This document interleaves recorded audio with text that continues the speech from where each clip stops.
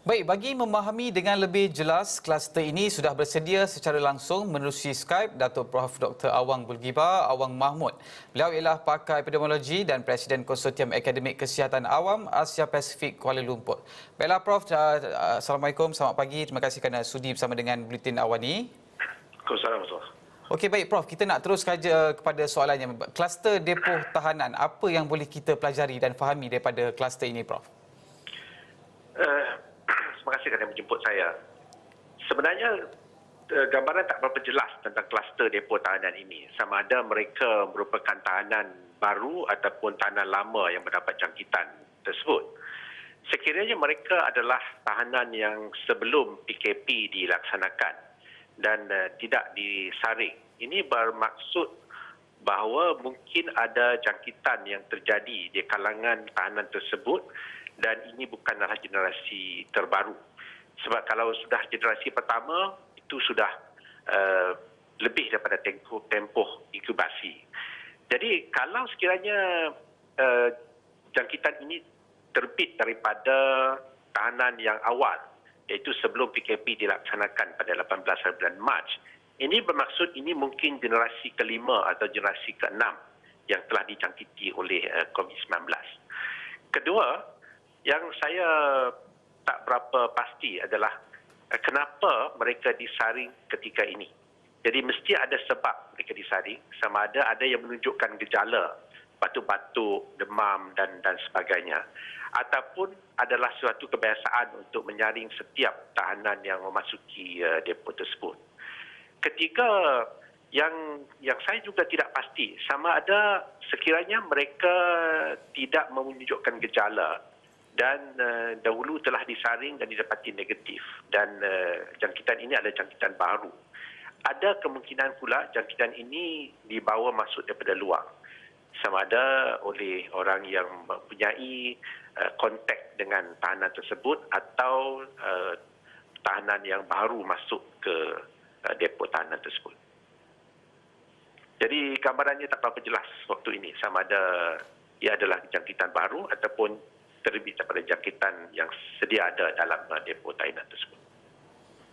Prof, okey, kita nak bercakap pasal parti ni dan sebagainya. Kalau kita lihat di Malaysia sendiri, sememangnya ialah daripada segi warga negara mereka itu sememangnya pelbagai. Tapi bagaimana kita nak kenal pasti mereka ini daripada segi untuk kita kenal pasti, terutama dalam isu COVID, daripada segi warga Myanmar, kita ada Bangladesh, Indonesia dan sebagainya, Prof?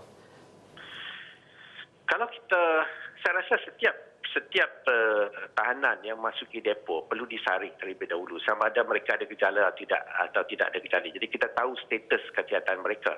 Tidak kira dari mana mereka datang. Sama ada mereka berasal daripada Indonesia ataupun Myanmar atau mana-mana negara lah, Bangladesh dan sebagainya. Jadi kita mesti menganggap bahawa setiap tahanan itu mempunyai potensi untuk menjangkiti tahanan yang lain. Jadi mereka perlu disaring terlebih dahulu. Dan kedua, setelah disaring, batch tahanan yang baru misalnya, tidak boleh dibenarkan bergaul dengan tahanan yang lama. Jadi kalau kita boleh diasingkan mengikut tingkat, aras bangunan ataupun mengikut blok, ini perlu dilakukan supaya ia tidak menular di kalangan tahanan yang sedia ada dalam depo tersebut. So kita faham bahawa mereka bukan berada di depo sehari dua, mereka perlu diproses dan mungkin berada sekian lama. Jadi sekiranya ada tahanan baru yang masuk, kita perlu pastikan mereka diasingkan selama 14 hari, telah disaring terlebih dahulu sebelum dibenarkan bergaul dengan tahanan yang lain. Kalau tidak, potensi untuk suatu penularan wabak yang banyak dan terjadi dengan cepat terdapat di dalam depo tersebut. Baik, pendapat pada Prof sendiri, apa sebenarnya mungkin punca jangkitan COVID-19 dalam kalangan parti yang terlibat ni? Seperti saya kata tadi, sebab gambaran tidak berapa jelas. Jadi sama ada ini merupakan generasi yang keempat atau kelima yang daripada tahanan dahulu yang tidak disaring misalnya. Dan ataupun ini adalah dari hasil daripada jangkitan yang baru daripada luar, sama ada tahanan yang baru ataupun sesiapa yang mempunyai kontak dengan tahanan tersebut. Dan ini termasuk pekerja-pekerja dan kontraktor yang membawa makanan dan sebagainya yang masuk ke depo tersebut dan mempunyai kontak sama ada kontak secara casual atau kontak secara rapat dengan tahanan tersebut. Jadi buat masa ini saya rasa Kementerian Kesihatan pun tengah menyelidik, menyiasat tentang punca jangkitan tersebut. Jadi sama ada daripada jangkitan baru ataupun jangkitan lama yang telah mengalami beberapa generasi.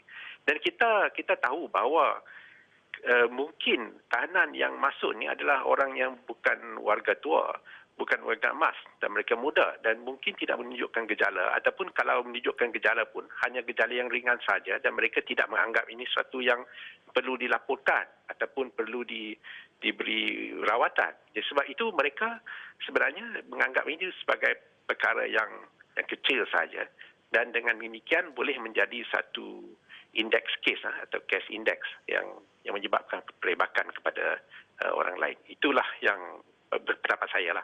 Tapi sebenarnya saya pun tidak tahu sehingga siasatan oleh Kementerian Kesihatan diselesaikan. Okey, baik Prof. Kalau kita nak menyentuh juga mengenai dengan risiko daripada segi penempatan ataupun penduduk golongan parti sendiri di negara kita ini sendiri, daripada segi kelompok mereka sememangnya ramai, daripada segi pergaulan mereka dan mungkin kadang seperti sebelum ini pun kalau kita lihat mungkin ada yang sebelum ini kalau dikatakan positif COVID-19 pun mungkin ada antara mereka yang tak declare, tak disaring dan sebagainya. Bagaimana Prof melihat daripada segi risiko ini terhadap penduduk di Malaysia sendiri? Okey. Parti ini merupakan suatu masalah yang saya nampak daripada dulu lagi. Dan kita tahu bahawa yang mempunyai dokumentasi lebih kurang dalam 3 juta pekerja asing di negara kita. Parti pula merupakan mungkin hampir 3 juta juga. Jadi terdapat 6 juta. Dan masalah parti ini adalah mereka bukannya tinggal di tempat yang sesuatu tempat di mana kita boleh mengenal pasti kedudukan mereka dan sebagainya. Kedua, mereka mempunyai kerisauan ditangkap oleh pihak yang berkuasa disebabkan mereka di Malaysia ini tanpa izin. Jadi sekiranya kita nak menangani masalah ini, kita perlu melihat masalah ini bukan dari segi saluran rasmi sahaja. Kita perlu mendekati mereka melalui NGO, melalui UNHCR dan sebagainya, merupakan agensi yang mungkin mereka boleh anggap sebagai kawan ataupun seorang yang boleh dipercayai selain daripada saluran rasmi kerajaan. Jadi saya berharaplah pihak kerajaan dan saya yakin pihak kerajaan akan mengambil tindakan yang sewajarnya dengan mendekati mereka melalui NGO, pihak UNHCR dan sebagainya supaya kita boleh mengenal pasti mereka dan mengenal pasti di mana mereka duduk dan kalau boleh menyaring mereka dan memastikan mereka tidak menjadi punca jangkitan untuk rakyat Malaysia. Sebab ini menjadi kerisauan kepada saya. Daripada dulu lagi saya risau bahawa kita tidak mahu mengulangi apa yang terjadi di negara Singapura. Apabila jangkitan di warga negara mereka sendiri sudah reda, tapi jangkitan yang banyak menular adalah di kalangan pekerja asing. Dan Singapura mempunyai kelebihan banding dengan Malaysia iaitu mereka menempatkan pekerja asing mereka di blok-blok yang boleh dikenal pasti dan di satu tempat. Jadi untuk mengenal pasti dan mengenalkan PKP yang diperketatkan adalah mudah untuk Singapura. Jadi di Malaysia ni tidak mudah. Mereka ni di mana-mana. Dan Malaysia adalah sebuah negara yang jauh lebih besar dari Singapura. Jadi untuk mereka untuk mengenal pasti di mana mereka berada adalah sesuatu yang amat sukar sekali. Tapi ia perlu dilakukan menggunakan saluran yang tidak rasmi dan bukan saja saluran rasmi. Sebab mereka ni memang risau dan takut ditangkap dan dihantar balik ke negara mereka masing-masing.